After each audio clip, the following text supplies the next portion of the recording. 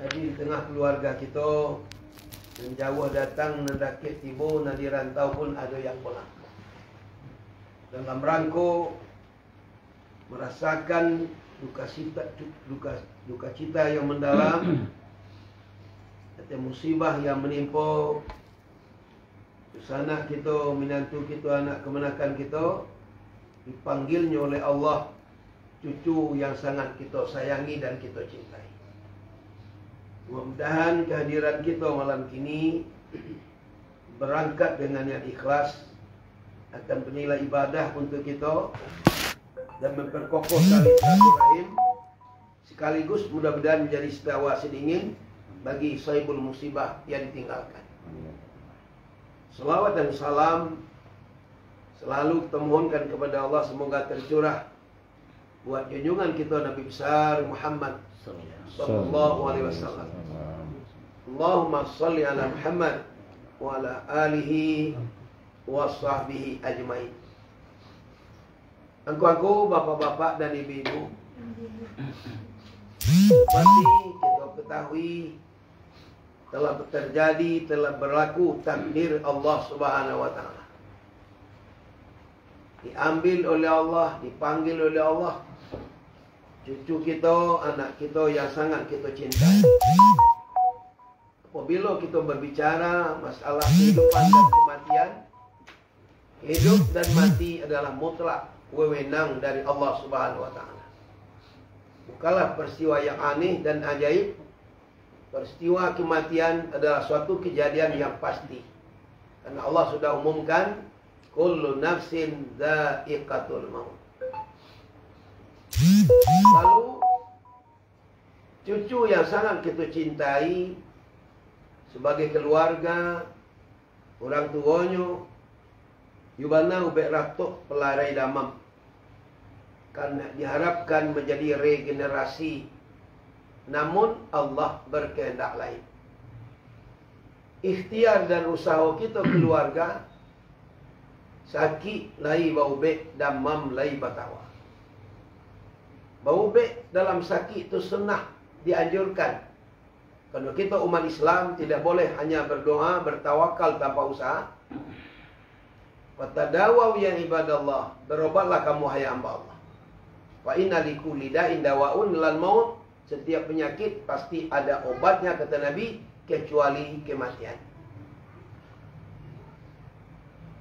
Walaupun sakit baubek dan membatawa, kalau ajal seseorang itu datang, ketik, walaupun 2 jam baru lahir, pasti tepat waktu. Wala yuakhirallahu nafsan idza jaa ajaluha. Allah tidak pernah menangguhkan kematian seseorang apabila ajalnya sudah datang. Jadi cucu kita kok kewajiban beliau menepati janji dengan Allah yang sudah Allah tetapkan, itulah yang disebut dengan ajal. Dan menurut ilmu tauhid, ilmu akidah, kematian itu termasuk qadar mubram. Apa itu qadar mubram? Suatu ketetapan yang sudah Allah tetapkan, datangnya tidak bisa ditolak, setelah terjadi tidak bisa dirubah. Menolak ajal. Setelah terjadi kematian itu, apa usaha untuk menghidupkan kembali? Tidak ada wewenang di situ. Selain daripada pasrah, menyerah, ikhlas, melepas keberangkatannya. Di satu sisi, nasib anak cucu awak tu sangat elok. Bapak elok. Ini dipanggil Allah masih dalam kanak-kanak, masih suci dan bersih. Kok nyampang panjang umurnya, bisa sampai dewasa berkeluarga. Ibu bapak mungkin menyekolahkan, mendidik, membuat rumah, membeli pakaian, membelanjanya, tapi sampai menjamin masuk surga, orang tua tidak mampu. Tapi dengan adanya dipanggil Allah waktu masih kanak-kanak, dia adalah min ashabil jannah. Suci datang, suci kembali kepada Allah. Sudah dipastikan dia penghuni surga di kampung akhirat. Bagaimana syafaat anak mati ketek? Jelas hadis. ketika Rasulullah menjelaskan kanak-kanak itu disuruh masuk surga, dibuka pintu surga, diperintahkan oleh Allah kanak-kanak yang meninggal dunia belum berdosa itu suruh masuk surga. Apa kata mereka? Abauna wa ummahatuna. Ya Allah, kami yolah kau masuk surga. Kami meninggal waktu ketik masih suci, kembali kepada Engkau kami suci. Bagaimana nasib ibu bapa kami? Ada syafaat, ada perjuangan anak yang meninggal dalam kanak-kanak itu nanti tidak lama, tidak senang, gelisah, batinnya masuk surga kalau lentang tu nasib orang tuanya. Bila hatinya kesenang, disilakan masuk surga bersama orang tuanya. Itu maka doa salat jenazah nak kata, Allahumma ja'alhu salafan wa zukran wa syafi'an di abawahi. Jadilah simpanan pendahuluan sebagai syafaat penolong wa ibu bapaknya.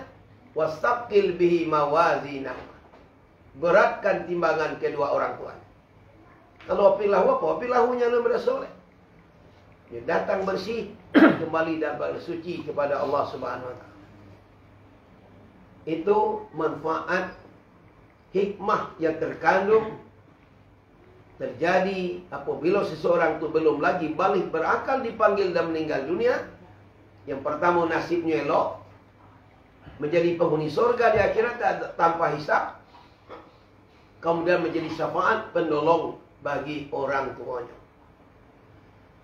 Kemudian bagi kita yang tinggal, merupakan ujian dari Allah Subhanahu wa taala. Orang yang beriman pasti diuji.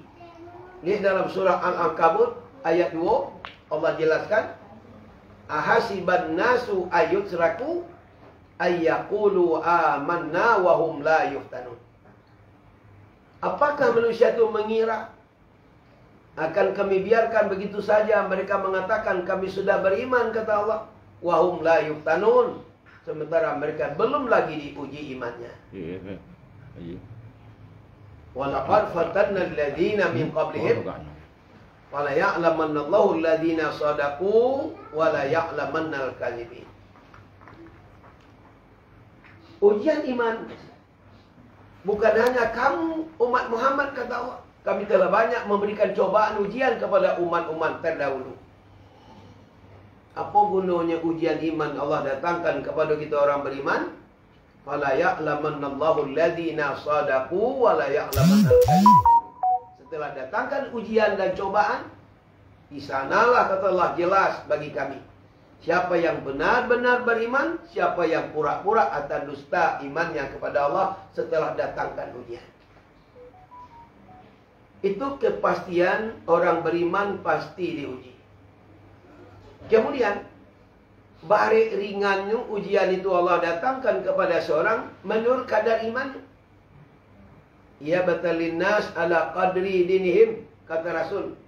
Manusia itu diuji imannya menurut kadar iman agama yang ada dalam dadanya. Semakin tinggi batang kayu, semakin kuat dapat tiupan angin, semakin kokoh dan kuat iman, semakin baik hujan didatangkan Allah Subhanahu wa taala. Apabila dalam hidup ini agak baik rasanya menerima cobaan ujian dari Allah, apa sikap orang beriman? Adalah husnuzan, berbaik sangka kepada Allah. Baik sangkanya.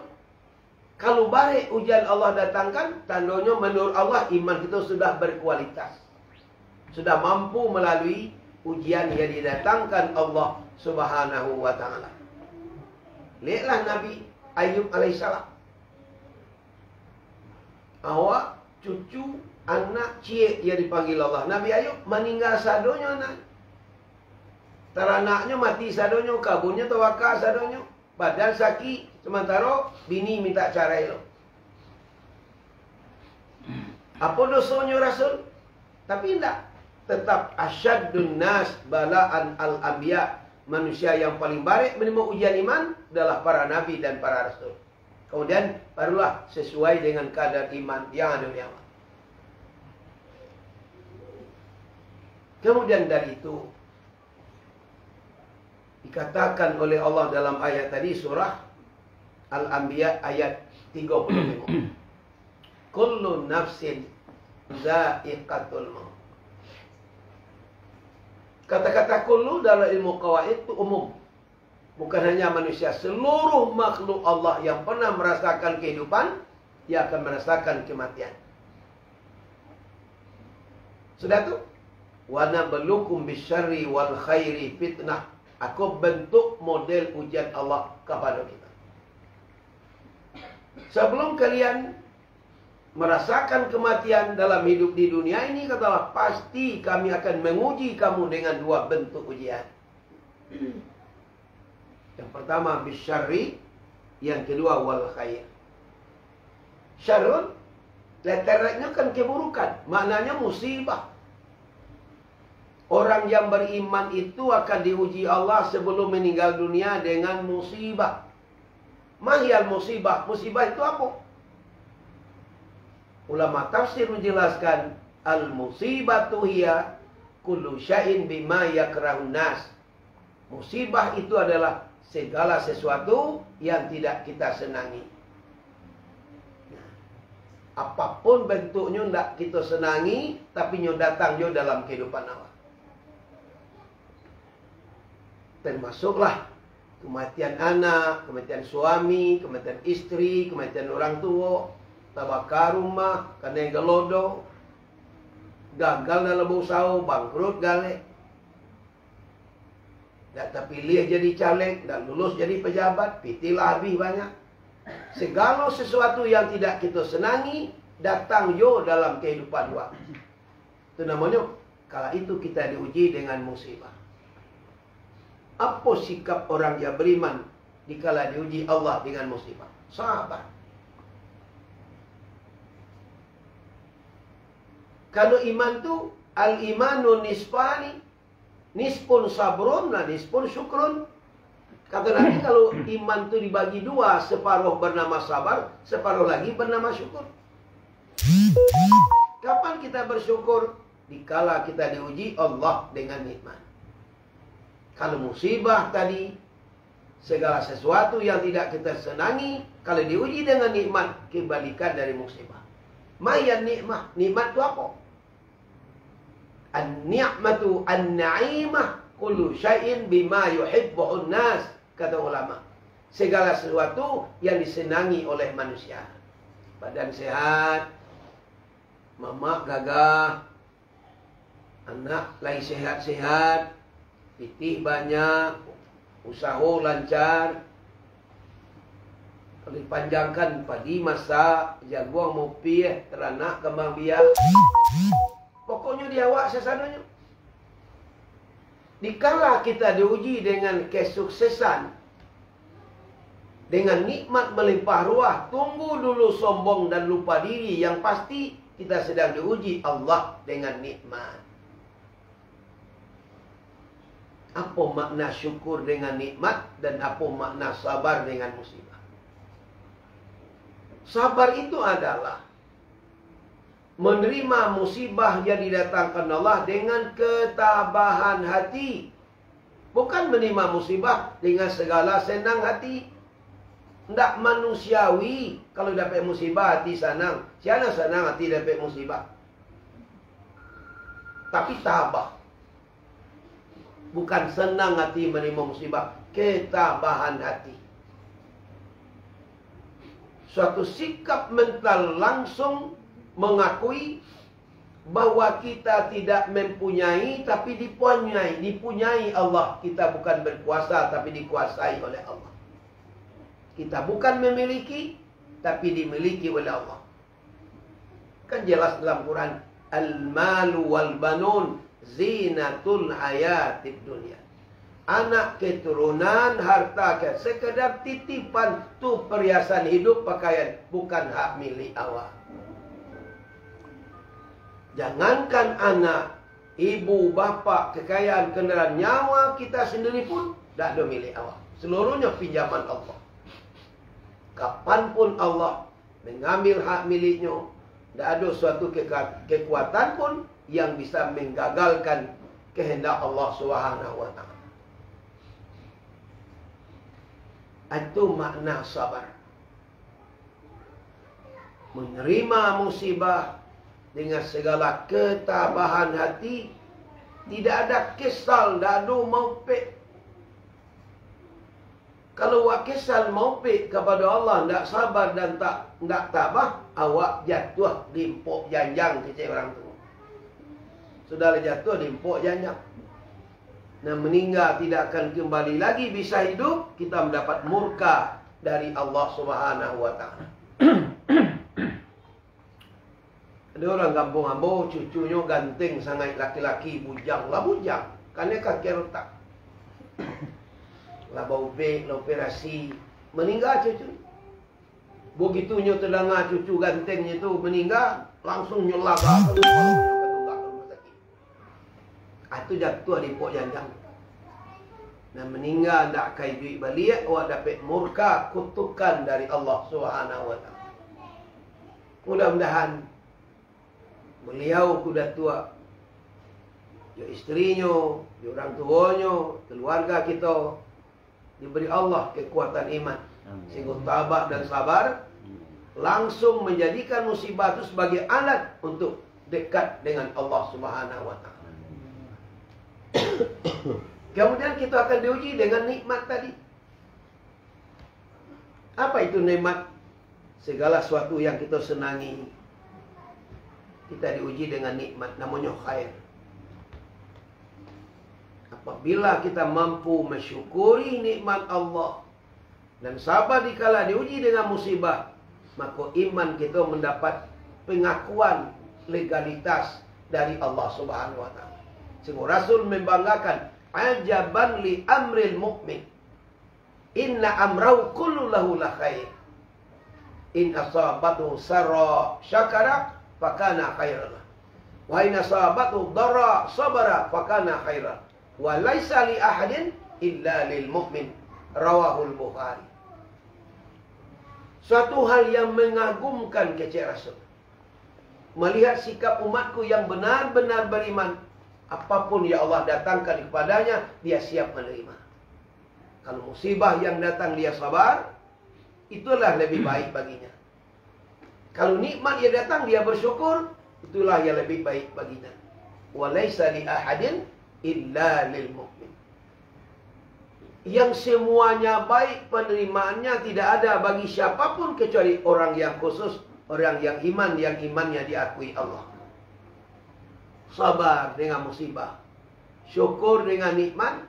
Kemudian kalimat syukur tu gampang dibaca, tapi baik untuk diamalkan dalam kehidupan. Begitupun kalimat sabar. Awak sedih boleh, manusiawi.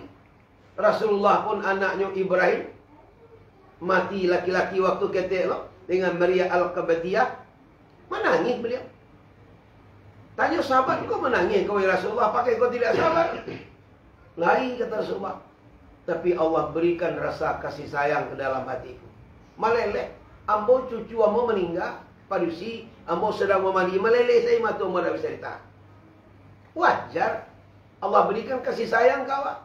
Yang dilarangkan mau upek-upek, merentah-rentah, kemudian meratap-ratap. Tapi kalau air mata sedih, lumrah, manusiawi.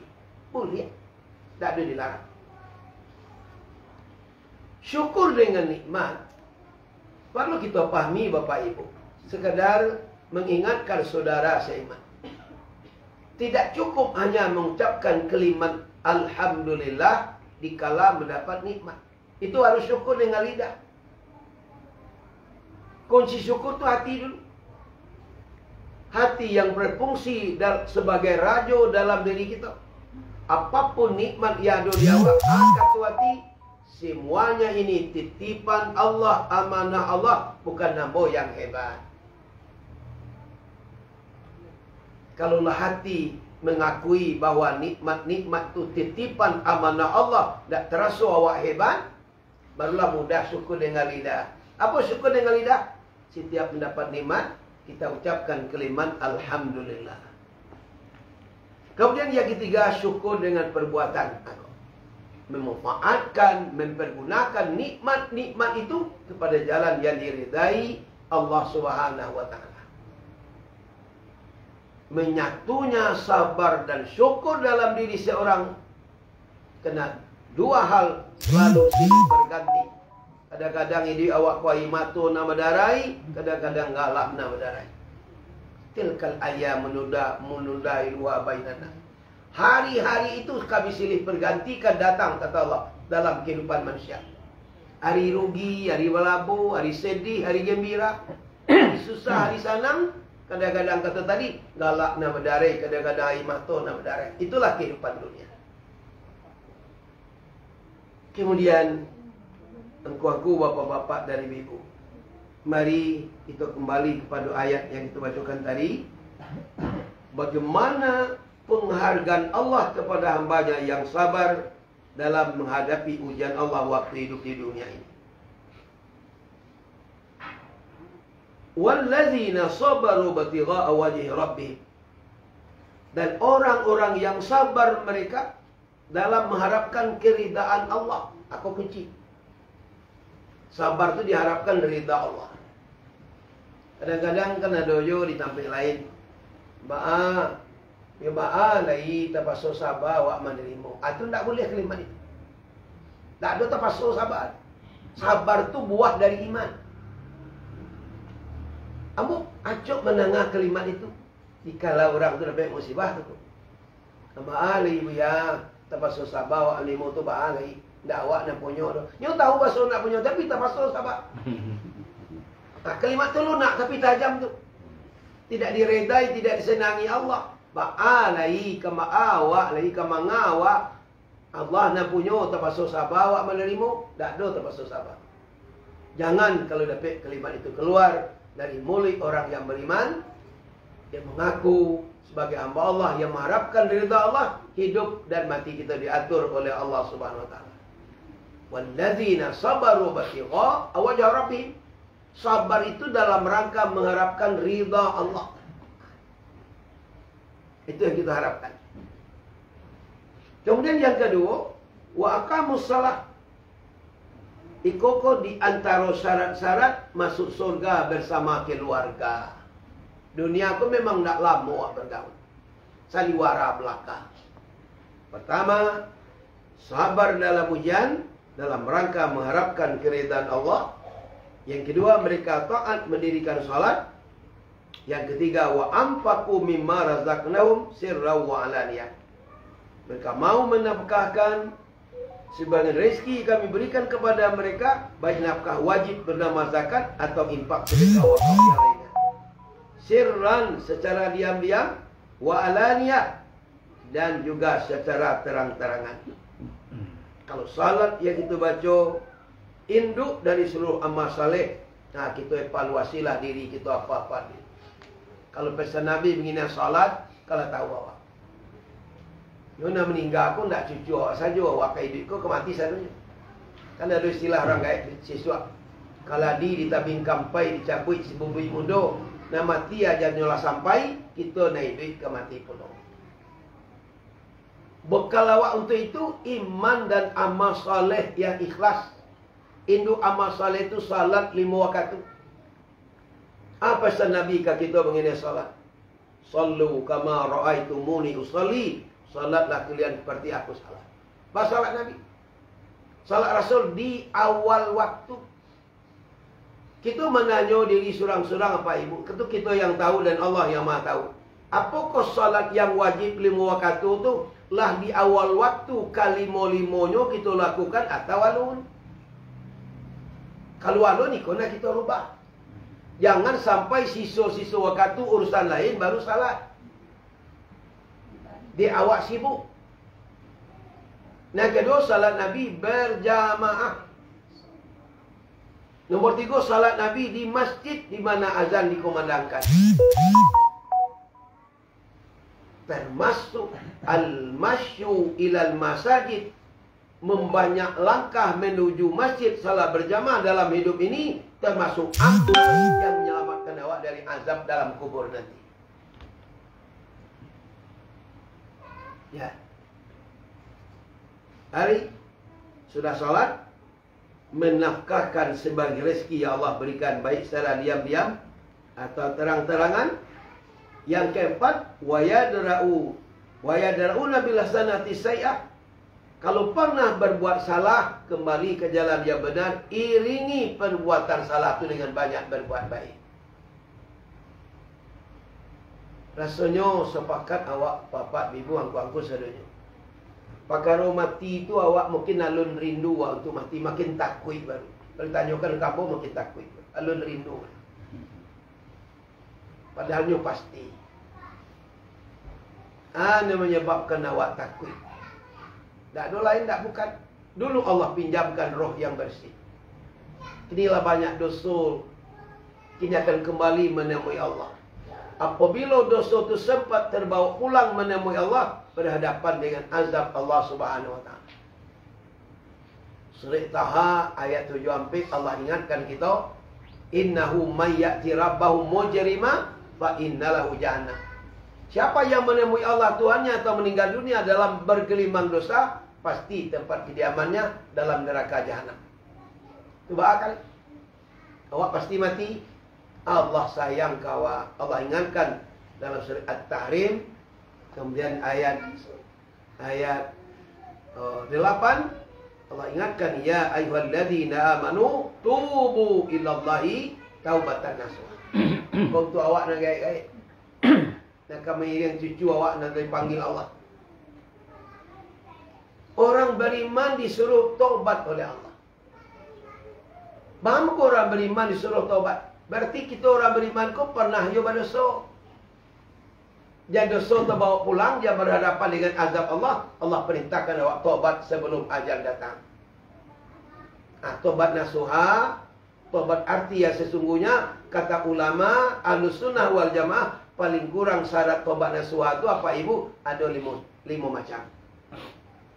Yang pertama syarat taubat itu mengakui dengan jujur awak berdosa kepada Allah. Akui berdosa. Kata Adam dan Hawa, nenek kakek awak. Rabbana zalamna anfusana wa illam taghfir lana wa tarhamna lanakunanna minal khasirin. Itu kalimat tu Allah langsung mengajarkan pada Adam dan Hawa. Itu maknanya mengaku bersalah. Kemudian syarat taubat yang kedua adalah menyesali dosa. Kalau dapat awak menyesali dosa kau sampai menitiak air mata sadar awak. Itu muka di padang Arafah di puncak Ukhuh banyak orang merawang-rawang. Awak lelaki pada Arafah jam malam jam 3 awak tahajud. Sampai menetes air mata sadar. Menyesali dosa. Yang ketiga syarat taubat, bersungguh-sungguh minta ampun. Dan kampik syarat taubat, berjanji tidak kembali lagi melakukan perbuatan dosa yang sudah dilakukan. Yang kelima, memperbanyak berbuat baik setelah bertobat. Ini syarat taubat paling kurang ada 5. Yang pertama, mengakui berdosa. Yang kedua, menyesali dosa. Yang tiga, bersungguh-sungguh minta ampun kepada Allah. Yang keempat, berjanji tidak kembali lagi melakukan perbuatan dosa itu. Yang kelima, memperbanyak berbuat baik setelah bertobat. Innal hasanat yudhibna sayiat. Kebaikan-kebaikan yang banyak itu akan melenyapkan kesalahan kamu yang telah berlalu. Itu mungkin secara kekeluargaan awak nak mengundang Buya dari Jawa. Dan nama cucu awak dipanggil Allah Subhanahu Wa Taala. Mudah-mudahan selamat perjalanan cucu awak tu. Amin. Yang menjadi penduduk surga. Nanti insya-Allah dia tunggu orang tuanya di pintu surga. Kemudian mudah-mudahan diberi kesabaran, kekuatan iman, sabar dan tabah, selalu mendekatkan diri pada Allah. Nanti di akhirat kelak Allah sudah janji, salamun alaikum bima sabartum. Di pintu surga itu ada seksi tamu, yaitu para malaikat rahmat, mengucapkan salamun alaikum bima sabartum. Bapak ibu selamat sejahtera, silakan masuk ke dalam surga. Kena balasan kesabaranmu dulu waktu di Allah, waktu hidup di alam dunia. Kita yang datang takziah, mudah-mudahan waktu itu luangkan menjadi amal ibadah, berkokoh silaturahim, menjadi ubek setawas dingin bagi keluarga kita yang tiba musibah. Kemudian juga jadi pelajaran bagi awak. Sedangkan cucu awak 5 tahun kurang umurnya baru lah meninggal, apalagi walak gaib-gaib. Tak lama kita akan pulang lo menyusul beliau. Kita kini dalam perjalanan menuju akhirat, kita sudah berada di pos yang ketiga.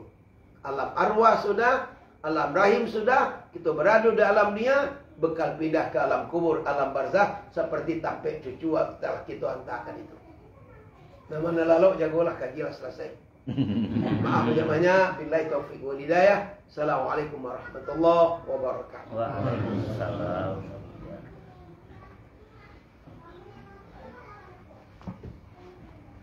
Doa sister. Oke, doa.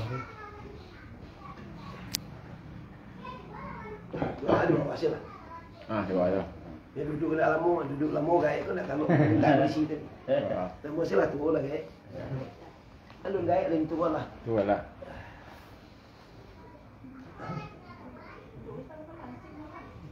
Astagfirullah. Al-Fatihah.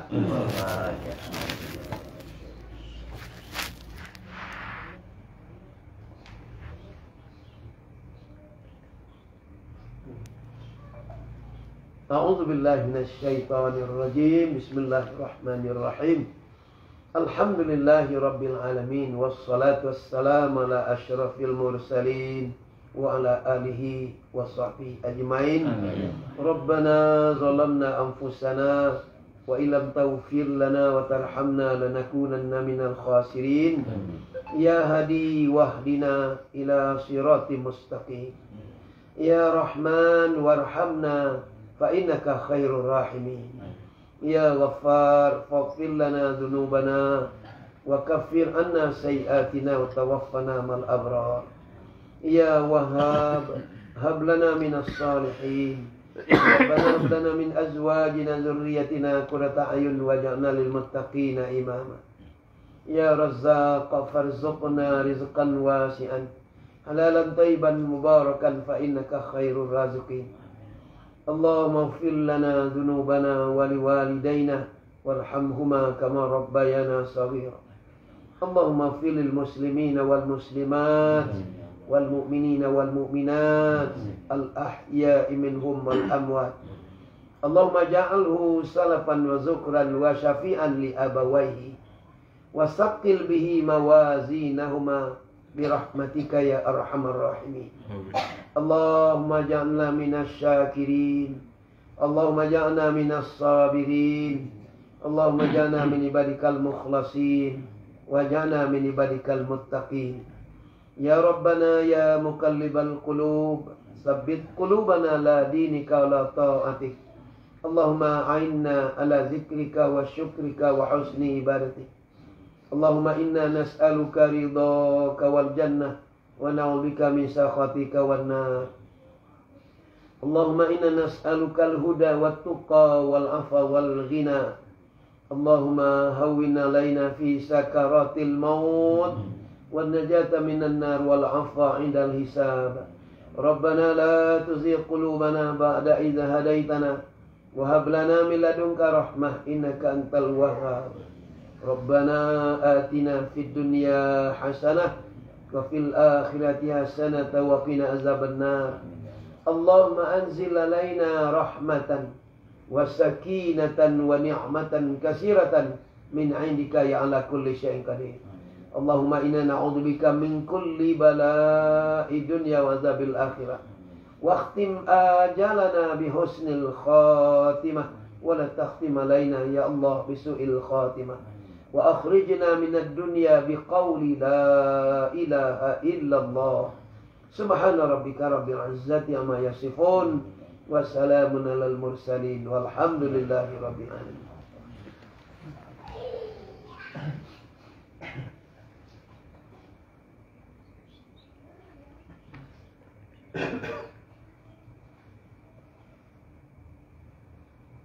Amin ya Allah, amin ya Rahman, amin ya Rahim.